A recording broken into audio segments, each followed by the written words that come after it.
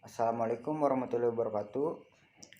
Nami abdi Naufal Nugra ti kelas 11 IPA 2. Di dieu sim kuring bade nyaritakeun hiji novel Sunda anu judulna Budak Teuneung. Pangarangna Samsudi, penerbitna Kiblat Buku Utama, tahun terbitna 2002 di Bandung. Jumlah halamanna 56 halaman. Novel ieu nyaritakeun saurang budak 11 tahun ngaranna Warji anu ditinggal yatim ti pas keur orok keneh. Manehna hirup bebarengan jeung indungna dina imah anu butut tur leutik ngan sagede gondok. Sanajan hirup miskin, amunna Warji teu kalengitan ka asih keur nganaseatan Warji meh jadi jalma nu sabar, jujur jeung teuneung. Sapopoena Warji sok dipoyokan ku budak seumuranna. Dina hiji poe, Warji manggihan Asep Onon, anakna Palurah, tigebrus kana sumur burung. Sanajan Asep Onon sok ngapoyokan wae Warji, Warji tetep nulungan Asep Onon ku cara mere tangga meh bisa naek. Amu Warji bungahan pisan kabab anakna katembung boga hate nu bersih hate. Sorena tua kampung datang ka imah Warji mere hadiah ti Palurah nyaeta baju sareng calana keur Warji sabab tos nulungan Asep Onon. Enjingna di bumi Warji teu aya sangu, kapaksa kudu nganjuk ka warung tapi teu dibere kusabab hutang nu kamaregi teu acan dibayar. Kapaksa Warji kudu ngatandonkeun baju pamere Asep Onon teh. Poe-poe salanjutna pas Warji keur ngalasuruh datang si Utun jeung si Begu ngaheureyan Warji sabab Warji meunang baju ti Asep Onon. Si Utun jeung si Begu nyangka Warji meunang baju teh tina maling. Warji nu teu tarima poporongas ka si Utun jeung Begu ngajak gelut. Pas Warji geus ambek pisan si Utun sieun, tuluy lumpat kabur nabrak batu nepi getihan. Tuluy dipoyokan ku si Warji teh. Si Utun nu teu tarima bebeja ka indungna manehna teh diteungeulan ku si Warji padahal mah bohong. Indung si Utun tuluy indit ka ambuna Warji rek ngontor ngalaporkeun Warji ka polisi. Pas balik Warji dicarekan ku ambuna. Warji anu bingung tuluy ngajelaskeun ka ambuna kumaha caritana nu aslina teh. Carita lanjut nyaritakeun bareto samemeh Asep Onon tigebrus kana sumur teh.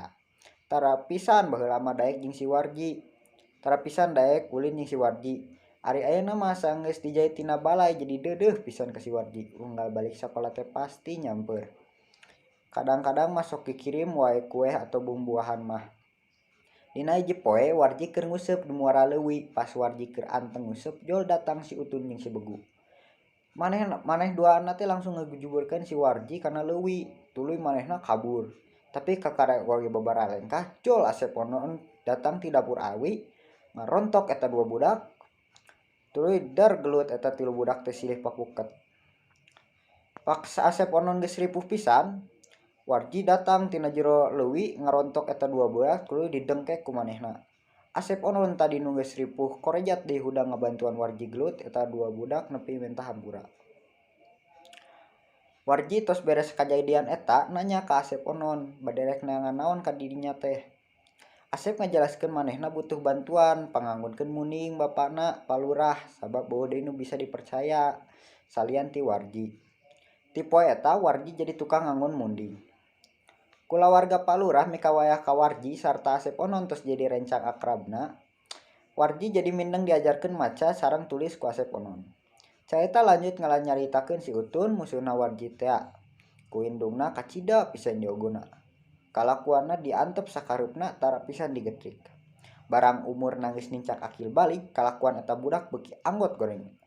Sanggeus si Utun ditinggal maot ku indungna, manehna jadi boga rasa leuwih merdeka. Sabab eueuh nu ngagetrik, eueuh nu ngangingetan. Manehna ge inget bahwa manehna ditinggalan barang ku indungna nu maot. Jadi manehna ngarasa boga loba duit. Unggal peuting manehna main kartu, ngadu hayam, adu domba, jeung nu lian-lian. Nu lila-lila duit-duit nu ditinggalkeun ku indungna teh teu nyesa pisan. Pas geus keadaan kitu manehna jadi boga pemikiran jahat jiga maok hayam batur, maok baju batur nu keur dipoe jeung sajabana. Pak Lurah nyaho berita kitu ngabewarakeun ka sasaha anu bisa nangkap si Utun bakal dibere hadiah ku manehna. Tapi warga di dinya teu aya nu nyaho di mana si Utun panyumputanna teh. Si Warji ayeuna geus akil balik sarta teu deui nganggon munding. Manehna ayeuna geus jadi juru tulis desa. Dina hiji peuting parang hujan di desa Pohara sepina. Si Utun jeung si Begu nu geus jadi bangsat ayeuna boga rencana rek maok munding Palurah. Isukna pas Palurah ngecek kandang mundingna teh tos teu aya. Palura tuluy nitah warji keur nyieun surat ka palingan. Tuluy nitah manehna ini ke kacamatan keur mikeun surat eta teh. Balik pas keur ti kacamatan geus peuting jeung hujan gede. Warji jadi kudu neang tempat sabari ngadaguan orot. Kabeneran manehna teh manggih tangkal kai anu gede. Pas manehna ngiohan orot di peuntaseun jalan aya nu keur dudurukan.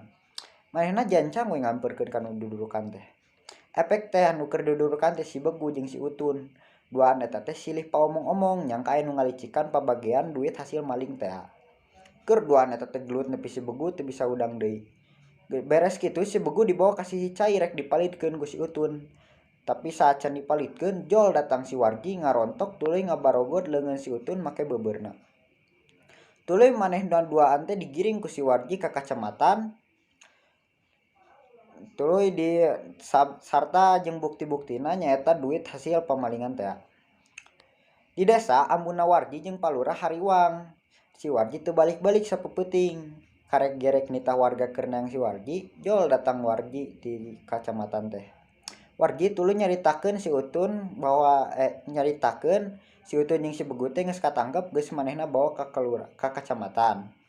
Palura geus nyaho carita kitu tuluy mere hadiah ka si Warji. Unsur insik-insik novel ieu nyaeta nu kahiji jejerna atau temana nyaeta nyaritakeun hiji budak yatim anu tabah. Palaku jeung parwatekanna nyaeta nu kahiji Warji palaku utama sifatna hade nyaeta senantiasa teuneung atanapi tabah. Tuluy nu kadua aya si Utun nyaeta bangor, jail jeung teu bisa diatur. Tuluy aya baladna nyaeta si Begu saruana jiga si Utun bangor jeung jail. Asep Onon nyaeta watakna bager tapi rada teu nyopan pas saacan berancangan jeung si Warji.